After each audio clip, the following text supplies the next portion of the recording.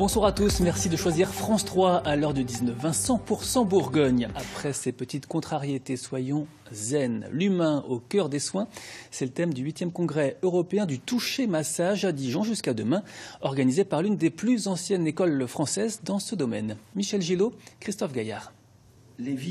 Dans cette salle, plus de 300 personnes sont réunies pour échanger sur le toucher-massage, une pratique bienveillante qui permet de détendre, de relaxer, de rassurer ou tout simplement de procurer du bien-être.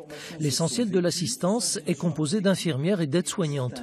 Près de 2000 sont formés chaque année à cette pratique. Les voici, ces gestes précieux du toucher-massage. Et si les personnels soignants les dispensent aux patients pour améliorer leur bien-être, eux-mêmes en auraient bien besoin, notamment dans l'hôpital public, où les conditions de travail se dégradent. Ils sont soumis à pas mal de demandes, que ce soit de par leurs supérieurs ou que ce soit de la part des patients aussi.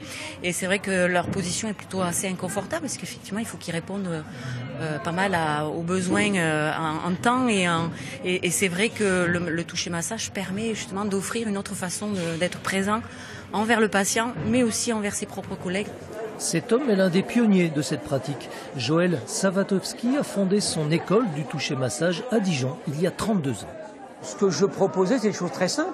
C'est qu'on touche, notamment les patients, qu'on les touche, qu'on les masse éventuellement, finalement qu'on leur fasse du bien. Et ça a été vraiment difficile au début. Difficile parce qu'il y avait des priorités, vous savez, très techniques, etc. On ne voyait pas, on va perdre du temps, etc. Donc j'ai essayé de ramener cette simple chose, au fond, cette chose humaine qui est que quand vous posez la main sur quelqu'un, déjà, il se passe quelque chose. Ça n'empêche pas le reste, ça n'empêche pas la technique.